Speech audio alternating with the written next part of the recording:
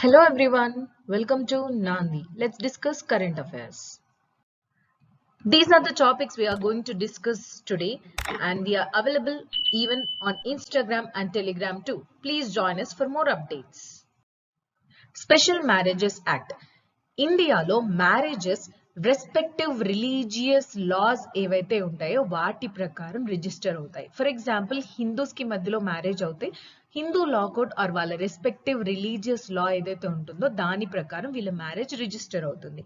If two Muslims పెళ్లి చేసుకుంటే వాళ్ళది లైక్ ఇస్లామిక్ లా ప్రకారం, ఆర్ క్రిస్టియన్స్ పెళ్లి చేసుకుంటే క్రిస్టియానిటీలో, అలా ఎలా ఏ రిలీజియన్ ప్రకారం వాళ్ళు మ్యారేజ్ చేసుకుంటున్నారో ఆ రెస్పెక్టివ్ రిలీజియస్ లా ప్రకారం వాళ్ళ మ్యారేజ్ అనేది రిజిస్టర్ అవుతుంది. This is a general process. But in case of inter caste marriages or inter religious or inter faith marriages అయితే, ఆర్ ఇది ఒక కేటగిరీ. ఇంకొక కేటగిరీ ఏంటి, ఆ respective individuals who are getting married వాళ్ళకి ఈ రిలీజియస్ లా ప్రకారం రిజిస్టర్ అవ్వాలని లేదు. They want to marry according to special marriages act.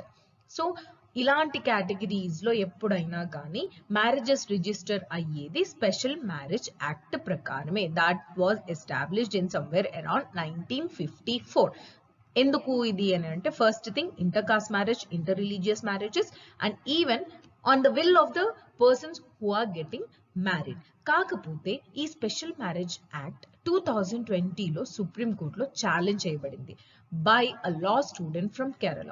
ఈ స్పెషల్ మ్యారేజ్ యాక్ట్ లో సర్టన్ ప్రొవిజన్స్ కాంట్రవర్సీ ఉన్నాయి అని చెప్పేసి తను ఛాలెంజ్ చేశారు ఈ యాక్ట్ ని.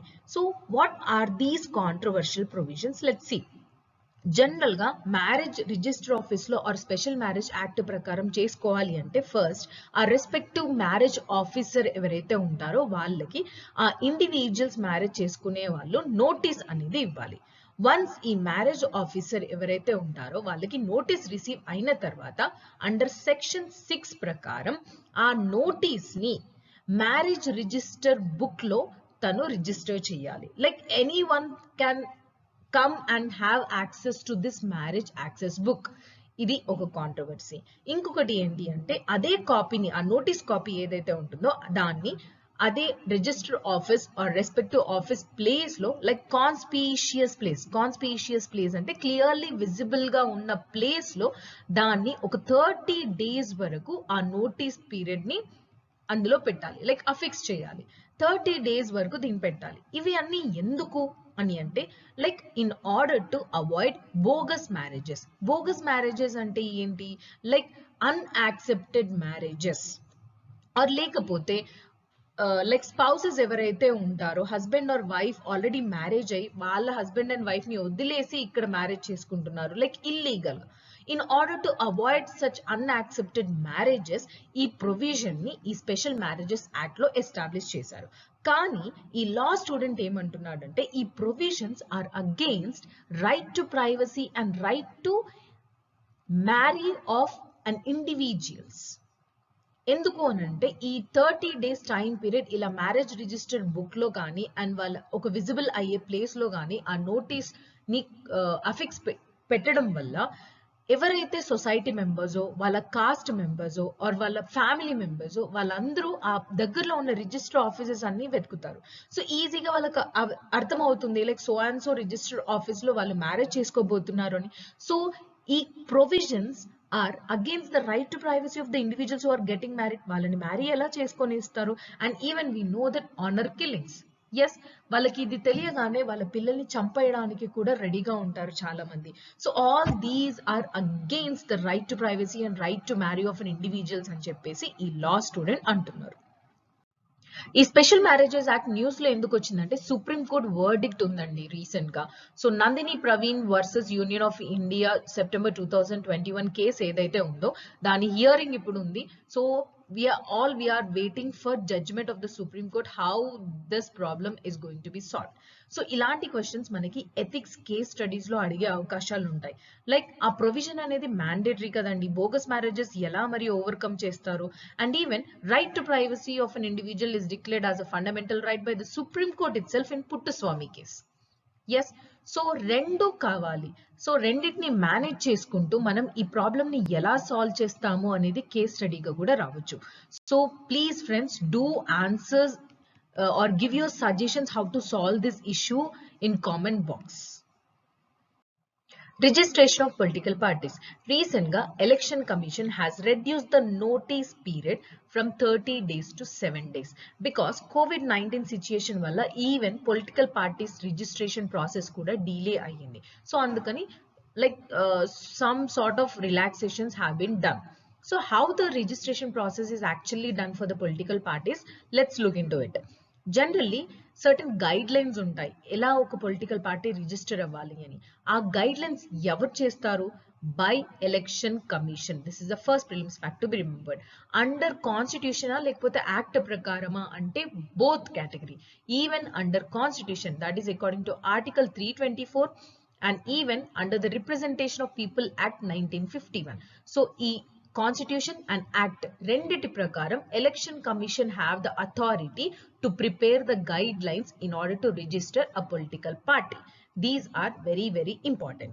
And ఎవరైతే applicant ఉంటారో, that the person who want to register the respective political party have to publish తన పార్టీ నేమ్ ఏదైతే ఉంటుందో at least two national daily news papers లో and 2 local daily news papers లో ఆ పార్టీ నేమ్ ని publish చేయాలి. This is the second prelims fact to remember.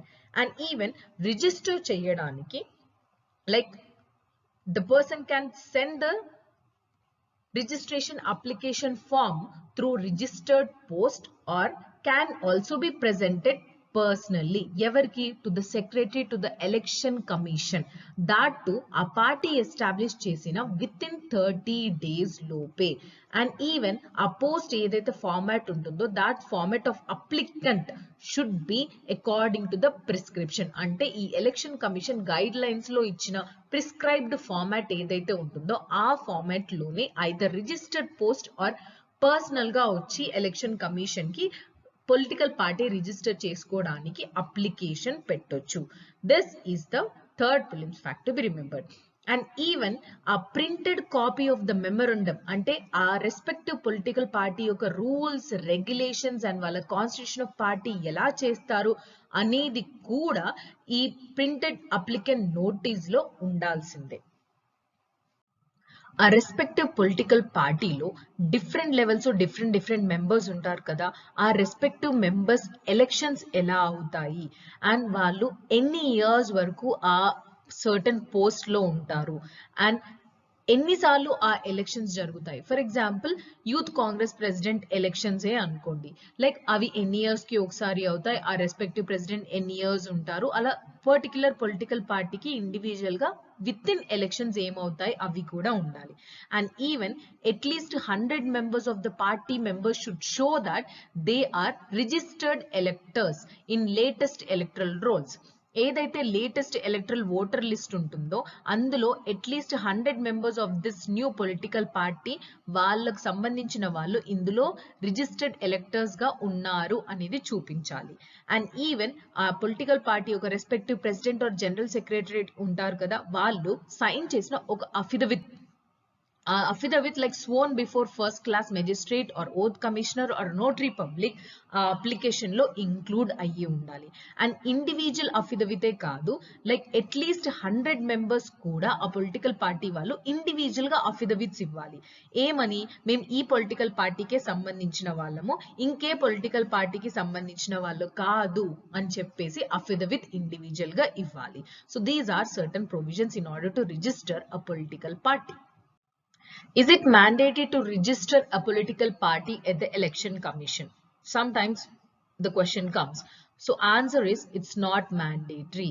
ఒక political party election commission లో రిజిస్టర్ అవ్వాల్సిన పని లేదు. బట్ రిజిస్టర్ అయితే ఆ పొలిటికల్ పార్టీకి కొన్ని అడ్వాంటేజెస్ ఉంటాయి according to the provisions of representation of people act 1951. ఎలా అంటే లైక్ జనరల్ గా పార్టీ క్యాండిడేట్స్ ఎవరైతే పొలిటికల్ పార్టీలో రిజిస్టర్ అవుతారో వాళ్ళకి ఫ్రీ అలాట్మెంట్ సింబల్స్ అనేవి రిజిస్టర్ చేసుకోవచ్చు. అండ్ ఈవెన్ ఆ రెస్పెక్టివ్ పొలిటికల్ పార్టీ రిజిస్టర్ అయిన తర్వాతనే స్టేట్ పార్టీ ఆర్ నేషనల్ పార్టీగా డిక్లేర్ చేయడానికి ఆర్ రికగ్నిషన్ అవ్వడానికి ఎలిజిబిలిటీ ఉంటుంది. through election symbols reservation and allotment order 1968. So these are certain advantages if a political party have registered. Kathak Maestro Pandit Birju Maharaj garu recent ga passed away. So let's know certain information about the Kathak. General ga India lo certain number of classical dances unnai. Avi enni? Please do answer in the comment box. So how many number of Indian recognized classical dances are there? And Kathak is one among it. Yes, and ఈ కథక్ అనే పేరు the word కథ నుంచి derive అయింది. Generally we know కథ అంటే story. So ancient scriptures లో ఏవైతే స్టోరీస్ ఉంటాయో ఆ స్టోరీస్ ని చెప్పుకుంటూ ఈ డాన్స్ పర్ఫామ్ చేసేవాళ్ళంట. అందుకే దీనికి కథక్ అనే పేరు వచ్చింది. And mostly this is performed in north India. General గా టెంపుల్స్ లో అండ్ విలేజ్ పర్ఫార్మెన్సెస్ లో కథక్ అనేది చాలా ప్రామినెంట్. సో అసలు ఈ కథక్ అనేది ఒక ఆర్ట్ ఫామ్ గా ఎలా మారింది అనేది తెలుసుకుందాం. ఫస్ట్ థింగ్, కథక్ అనేది ఒక డిస్టింక్ట్ మోడ్ ఆఫ్ డాన్స్ గా రికగ్నైజ్ అయ్యింది somewhere around 15th and 16th centuries మధ్యలో. లైక్ అప్పుడు because of the spread of భక్తి మూవ్మెంట్. ఎస్, అండ్ తర్వాత లైక్ రాసలీల అనేది ఒక ఫోక్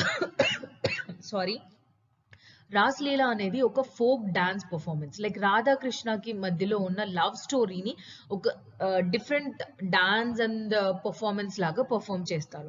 సో ఆ తర్వాత లైక్ ఈ కథక్ అనేది ఈ రాసలీల డాన్స్ లో ఒక స్టోరీ టెల్లర్స్ లాగా మారారు.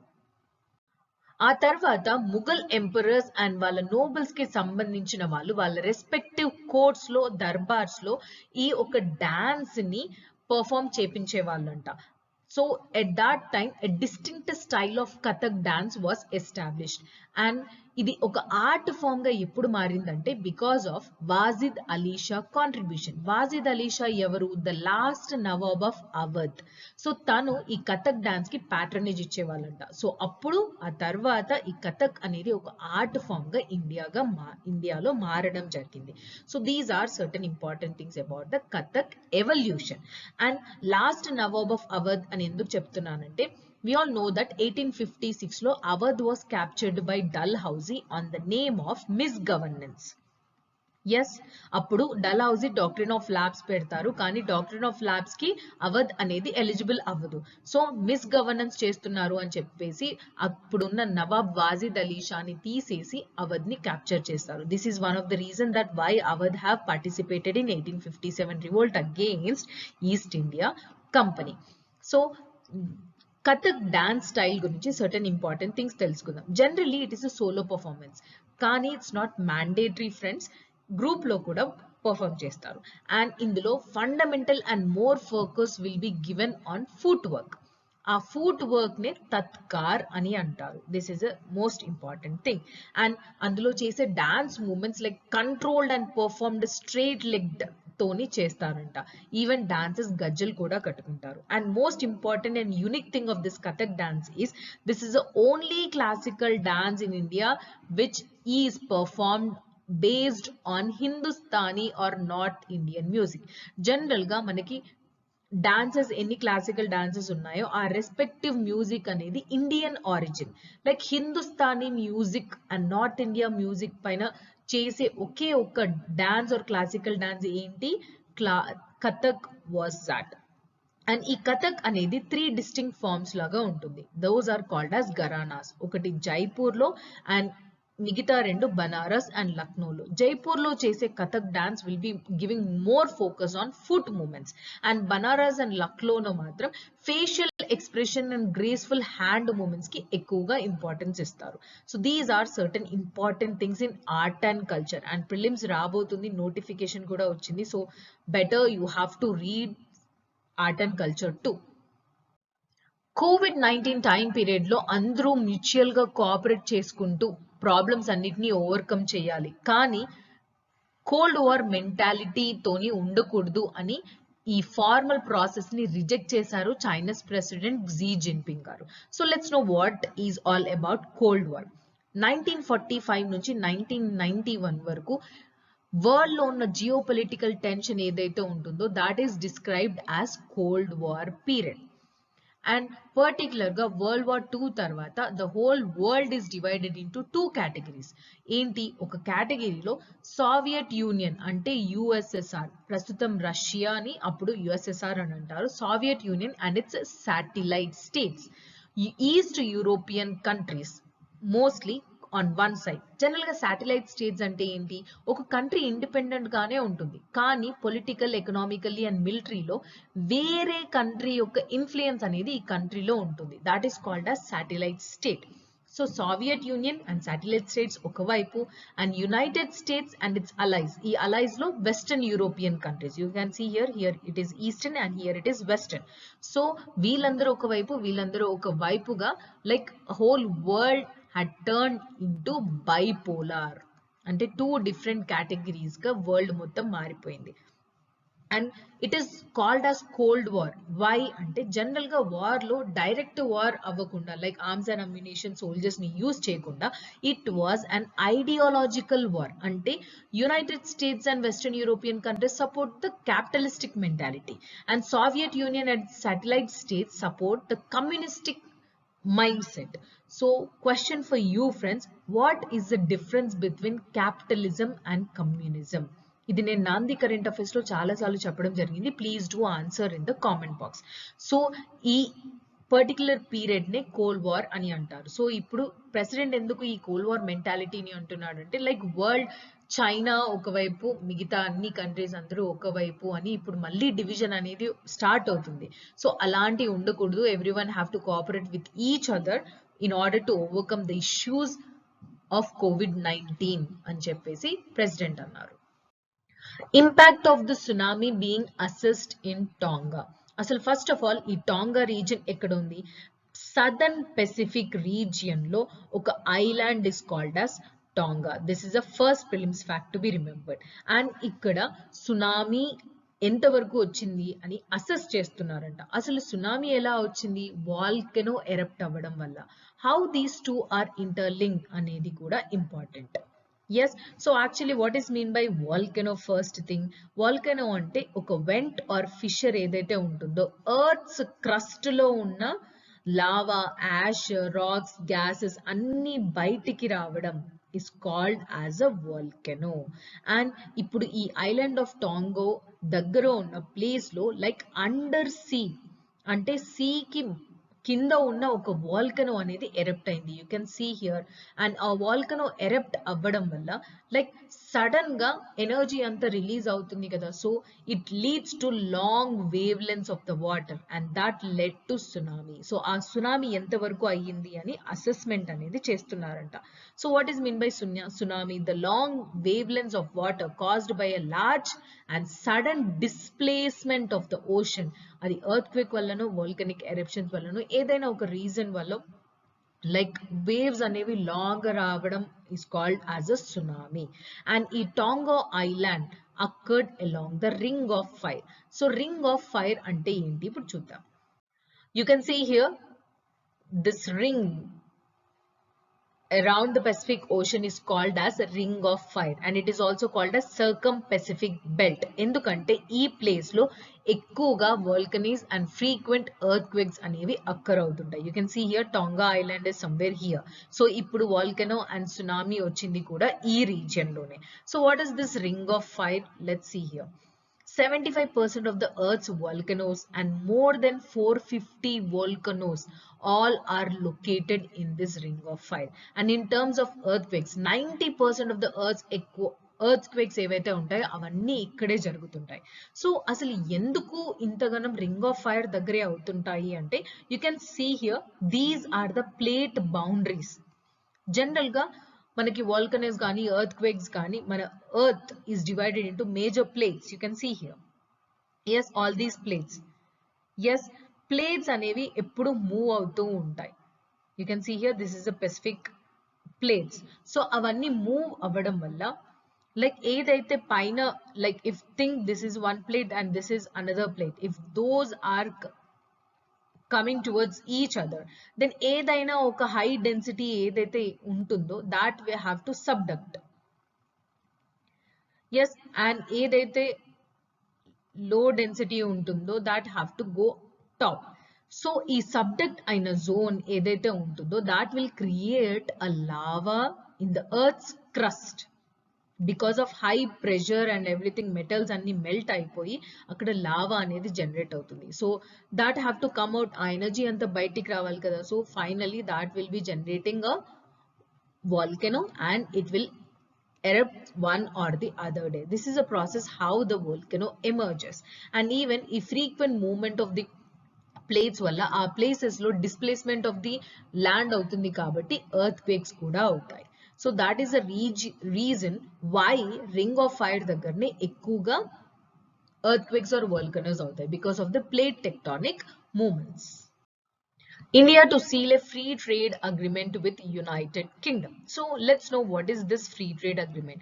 Name free ga undi kada, so trading process mottam anta free avutundi anante it's a wrong answer. General ga oka country inko country ki madhyalo jarige exports or imports evaithe untayo international borders lo daniki sambandhinchina government tariffs, quota reduces, subsidies, prohibitions evaithe untayo, restrictions, avi either low restrictions or no restrictions, then it is called as a free trade agreement. అంటే for example India and UK మధ్యలో ఈ agreement జరగబోతుంది. So and so product పైన subsidies ఏమీ ఉండకూడదు, subsidy restrictions ఉండకూడదు, and ఈ so and so products prohibit ఏం చేయకూడదు. And quota restrictions, like they'll also keep a quota restrictions, like ఇన్ని ప్యాకెట్స్ మాత్రమే రావాలి ఆర్ ఇన్ని బాక్సెస్ మాత్రమే రావాలి అని కోటా రిస్ట్రిక్షన్స్ కూడా పెడతారు. సో అలాంటివి కూడా తక్కువగా ఉండడం, అండ్ గవర్నమెంట్ పెట్టే టారిఫ్స్ లైక్ taxes కావచ్చు అవన్నీ కూడా తక్కువ పెడతారు. So that is called as free trade agreement. So India ఇప్పటి వరకు ఎన్ని కంట్రీస్ తో ఫ్రీ ట్రేడ్ అగ్రిమెంట్ చేసింది అంటే that is with Nepal, Bhutan, Thailand, Singapore, ఏషియాలో 10 కంట్రీస్ ఉంటాయి, and Japan and even Malaysia two.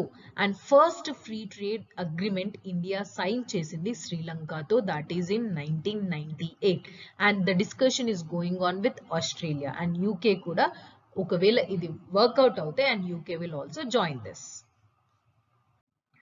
ఇండియాలో ఉన్న ఏషియాటిక్ చీతా ఎప్పుడు ఎక్స్టింక్ట్ అయిపోయింది.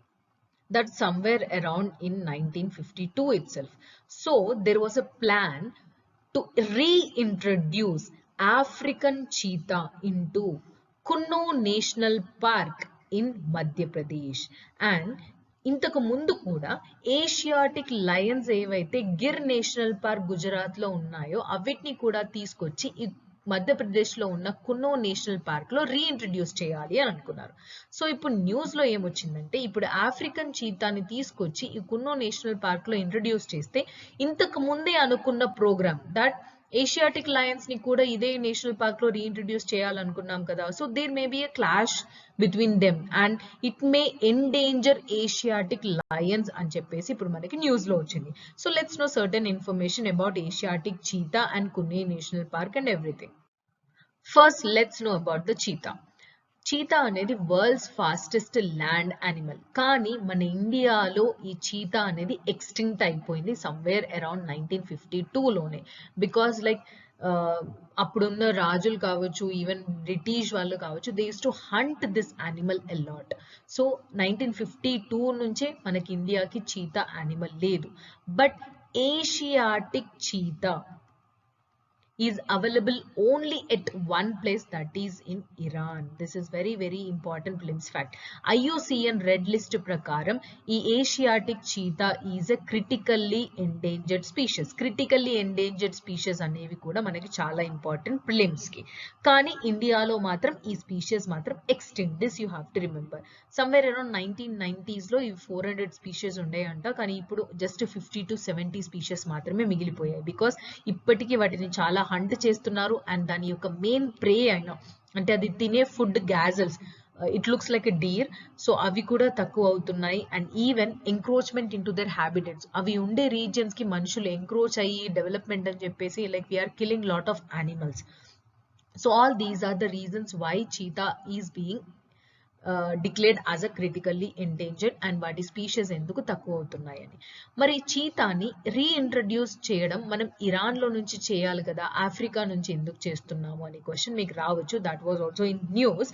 బట్ ప్రెసెంట్లీ ఈ రీఇంట్రడ్యూస్ ఎందుకు చేస్తున్నాము అని అంటే This is a strategy to conserve the species.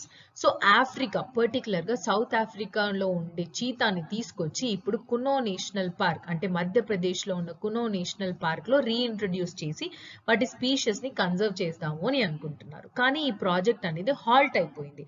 ఎందుకు అనేది I already told you that Gujarat లో ఉన్న ఏషియాటిక్ లయన్, ఎస్ ఆ లయన్ ని కూడా ఈ కునో నేషనల్ పార్క్ లో రీఇంట్రడ్యూస్ చేయాలి అని అనుకున్నారు. సో ఇవి రెండు ఒకే ప్లేస్ లో పెట్టడం వల్ల ఇవి రెండు పోట్లాడుకొని చనిపోవచ్చు కదా, లైక్ కామన్ ఫుడ్ వీటి రెండిటికి. అండ్ ఇంకొకటి like risk of disease spread. General గా ఈ ఏషియాటిక్ లయన్స్ అనేవి చాలా వరకు డిసీజ్ వల్ల చనిపోతున్నాయి. లైక్ క్యాంఫైర్, వాటి కెనైన్ వాటికి పంటికి ఏదో డిసీజ్ వచ్చి దానివల్ల చనిపోతున్నాయంట. So that disease may even spread to African cheetah which will be introduced in Kuno national park. So అప్పుడు ఇంకా రిస్క్ అనేది ఇంకా ఎక్కువ అవుతుంది. So these are certain issues regarding the reintroduction of cheetah in Kuno national park.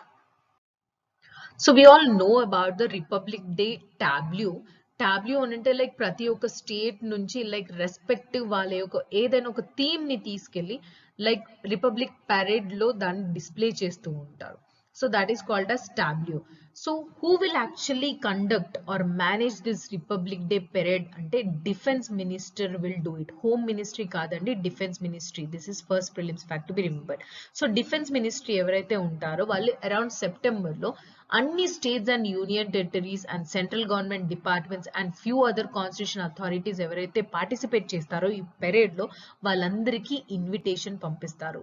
Through like they have to represent their respective state or union territory through a tableau. And basic guide lines ఈ tableau ఎలా ఉండాలి అనేది కూడా defence మినిస్ట్రీయే include చేస్తారు. Like for example ఏదైనా ఒక tableau display చేస్తుంటే like 2 different states or union territories cannot have similar tableau because tableau అనేది మన ఇండియా ఒక డైవర్సిటీని చూపించడానికి మనం టాబ్ల్యూని ఆర్గనైజ్ చేస్తాము. So 2-3 states or union territories similar tableau ఉన్నవి సెలెక్ట్ చేసుకోకూడదు. అండ్ ఒకవేళ ఆ టాబ్ల్యూ ఏదైతే ఉంటుందో దాని యొక్క టాబ్ల్యూ పైన ఎలాంటి లోగోస్ కానీ పెట్టకూడదు. Only the name of the state or union territory of the department ఏదైతే ఉంటుందో like Hindi in the front అంటే ఫర్ ఎగ్జాంపుల్ ఇది ఒక van which is representing the tableau. For example Simon go back అనే ఒక థీమ్ ని తీసుకొని ఏదైనా ఒక స్టేట్ ఆ టాబ్ల్యూని డిస్ప్లే చేస్తుంది అనుకోండి, అంటే రెస్పెక్టివ్ వెహికల్ పైన ఆ థీమ్ ని మొత్తం అంతా రిప్రజెంట్ చేస్తారు. సో ఫ్రంట్ పైన ఆ respective state or union territory name హిందీలో ఉండాలి అండ్ ఇంగ్లీష్ లో బ్యాక్ లో ఉండాలి అండ్ పక్కకి రీజనల్ లాంగ్వేజెస్ లో ఉండొచ్చు. And even ministry will ask the participant to use the eco friendly material అంటే క్లైమేట్ చేంజ్ ఇవన్నీ ప్లాస్టిక్ తక్కువ యూజ్ చేయడము అలా చేయడం కానీ just they can request so and so state to do all these things. You can see here this is a Maharashtra state tableau and you can see here go Simon back tableau which was displayed by so and so. I already told you that front lo Hindi lo undali and back lo English lo undali and sides lo like respective state or union territory యొక్క name వాళ్ళ regional language లో ఉండొచ్చు. మరి ఈ టాబ్ల్యూని ఎవరు select చేస్తారు అంటే as I already told you that defence ministry will constitute an expert committee. ఆ ప్రాసెస్ అంతా చాలా డిఫికల్ట్ అండ్ కాంప్లెక్స్ లో ఉంటుంది.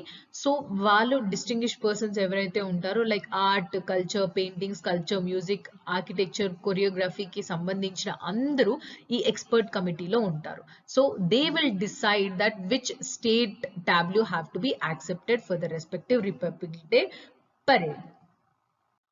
Transfer of red sanders trees to the forest department. ఎవరు చేశారు? దారిపల్లి రామయ్య గారు.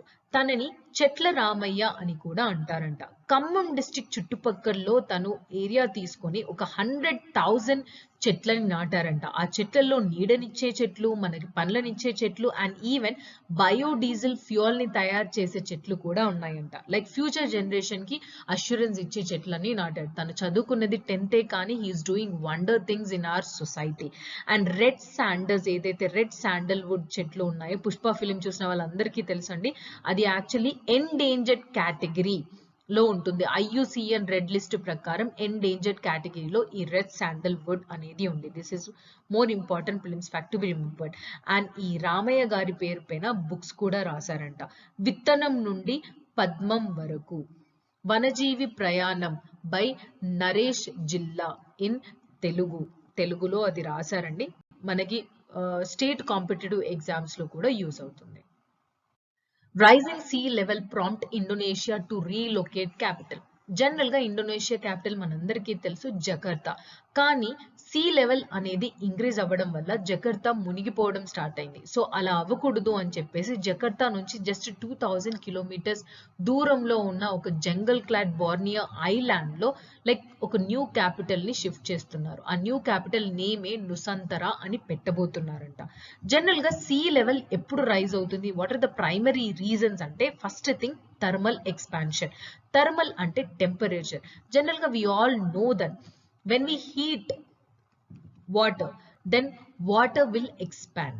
సో వాటర్ అనేది ఎక్స్పాండ్ అయినప్పుడు ఫర్ ఎగ్జాంపుల్ ఏదైనా ఒక బౌల్లో మనం వాటర్ ఈ లెవెల్ వరకు ఉంటే దెన్ కంటిన్యూస్ గా ఈ బౌల్ ని హీట్ చేస్తుంటే ఈ వాటర్ మాలిక్యూల్ అనేది ఎక్స్పాండ్ అవుతుంది.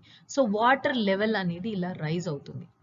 సో జనరల్ గా క్లైమేట్ చేంజ్ వల్ల కూడా and past 25 years continuously because of climate change మన సీ లెవెల్ రైజ్ అనేది ఇంక్రీజ్ అవుతూనే ఉంది. అండ్ క్లైమేట్ చేంజ్ వల్ల గ్లోబల్ వార్మింగ్ వల్ల melting of glaciers is also becoming మంచు కొండలన్నీ కరిగిపోవడం వల్ల కూడా వాటర్ అనేది సీలో యాడ్ అవ్వడం వల్ల సీ లెవెల్ అనేది ఇంక్రీజ్ అవుతుంది. సో ఫర్ ఎగ్జాంపుల్ వాటర్ అలా అవ్వడం వల్ల చుట్టుపక్కల ఉన్న ఐలాండ్స్ ఏవైతే ఉన్నాయో అవన్నీ మునిగిపోతూ ఉంటాయి. And even loss of Greenland and Antarctic ice sheets. మనకి ఎక్కువగా ఐస్ షీట్ మనం all over the world available లో ఉన్న రీజన్ అంటార్క్టిక్ అండ్ గ్రీన్లాండ్ లో. సో ఈవెన్ అక్కడ ఉన్న థిక్కెస్ట్ ఐస్ షీట్స్ ఏవైతే ఉంటాయో అవి కూడా మెల్ట్ అయిపోతున్నాయి. So it all adds to the increase in the sea level rise. You can see here Indonesia capital Jakarta ఇక్కడ ఉంది. సో సీ లెవెల్ అనేది ఇంక్రీజ్ అవ్వడం వల్ల ఈ జకర్తా అనేది మునిగిపోయే ఛాన్సెస్ ఎక్కువగా ఉన్నాయి. సో ఇక్కడ నుంచి 2000 కిలోమీటర్స్ కి దూరంలో ఉన్న బోర్నియో ఐలాండ్ లో ఒక కొత్త క్యాపిటల్ కట్టబోతున్నారు. That is called as Nusantara. Central government have proposed certain changes in the rules in order to depute an IAS officer from the state to the central government. Generally, IAS officers Department of Personal Training కింద work చేస్తుంటారు. This is the first prelims fact to be remembered. So our respective ministry or department వాళ్ళు ఉన్న అన్ని states కి రాశారంట. Rule number 6 of Indian administrative service cadre rules 1954 ని change చేస్తున్నామని. So ఈ పర్టికులర్ యాక్ట్ లో ఏమేం చేంజెస్ చేశారు and why most of the states are opposing this అనేది తెలుసుకుందాం.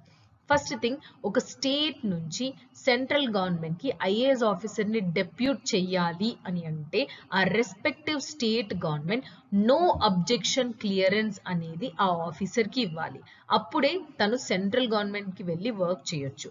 కానీ ఇప్పుడు ప్రపోజ్ చేసిన చేంజ్ ప్రకారం స్టేట్ గవర్నమెంట్ కి ఒక స్పెసిఫిక్ టైం పీరియడ్ ఇస్తారంట. ఆ టైం పీరియడ్ లో వరకు ఆ స్టేట్ గవర్నమెంట్ రెస్పాండ్ అవ్వకపోతే సెంట్రల్ గవర్నమెంట్ తన యాక్షన్ తను చేసేసుకుంటుందంట. It is indirectly IAS officer ని డైరెక్ట్ గా స్టేట్ గవర్నమెంట్ లో ఉన్న పోస్ట్ ని వదిలేసి సెంట్రల్ గవర్నమెంట్ కి వచ్చేసి రమ్మని చెప్పడం అన్నట్టే. అండ్ ఈవెన్ నెక్స్ట్ రూల్ ఏంటి అంటే జనరల్ గా ఒక స్టేట్ నుంచి 40% కంటే ఎక్కువ స్ట్రెంగ్త్ ని ఎంత అయితే ఫర్ ఎగ్జాంపుల్ ఆ స్టేట్ గవర్నమెంట్ కి 100% క్యాడర్ స్ట్రెంగ్త్ ని అలగ్ చేశారు అంటే 100 మెంబర్స్ ఆఫీసర్స్ ఎవరైనా ఉన్నారు. సో దాంట్లో not more than 40% should be deputed. ఇది రూల్, ఇప్పుడున్న రూల్. కానీ దీన్ని చేంజ్ చేస్తున్నారు. ఇప్పుడు ఏం చేంజ్ చేస్తున్నారు, centre will decide the actual number. అంటే స్టేట్ గవర్నమెంట్ నుంచి ఎంతమంది ఆఫీసర్స్ ని మేము డెప్యూట్ చేసి వర్క్ చేపించుకోవాలి అనేది మేమే డిసైడ్ చేస్తాము అని సెంట్రల్ గవర్నమెంట్ చెప్తుంది.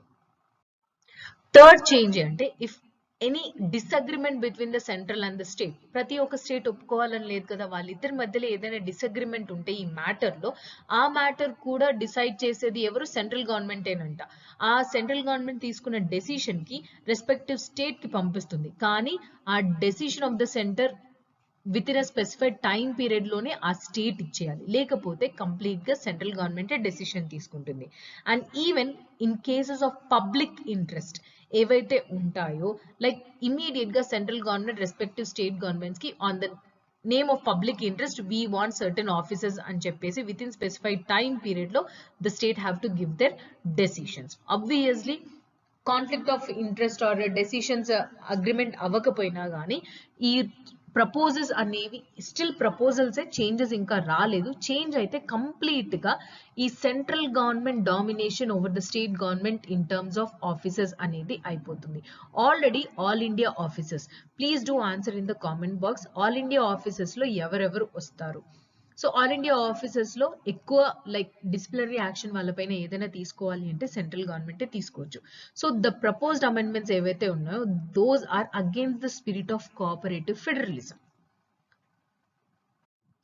The next topic is regarding e-Shram portal. ఇది actually union labour and employment ministry create చేసిన ఒక portal. This is the first prelims fact to be remembered. ఎందుకు చేశారు అంటే, first of all why it is in news? Because special camps will be organized to register brick ante bricks manufacture chese dantlo or brick kin dantlo plantation forestry and other unorganized sector workers lo work chese vallandarni register చేయడానికి ఒక special camps ని organise చేస్తారంట. That is why it is in news. కానీ ఈ scheme ని August 2021 లోనే launch చేశారు. ఇప్పటి వరకు లైక్ ఓవర్ 23 crore రిజిస్ట్రేషన్స్ అనేవి ఈ పోర్టల్లో జరిగాయి. So what is the main purpose of this portal ante, in order to create a national database for unorganized workers. Manaki more than somewhere around 80 to 90% ఇండియాలో work చేసే వాళ్ళందరూ unorganised workers. ఈ unorganised workers ఉంటే disadvantages ఏంటి అనేది మీకు అర్థమైతే then you will understand ఈ e-Shram portal importance. So let's look into that. So let's know certain difference between unorganized and organized worker or a sector. Organized sector అని అంటే like employment term ఏదైతే ఉంటుందో అది ఫిక్స్డ్ ఉంటుంది and employee regular గా work చేస్తారు. Unorganised sector లో తన ఎంప్లాయ్మెంట్ అనేది ఫిక్స్ కాదు, ఎప్పుడు పడితే అప్పుడు నేను తీసేయొచ్చు and it may be regular or irregular. And even unorganised sectors ఏవైతే ఉంటాయో those are not registered with the government. This is the first difference.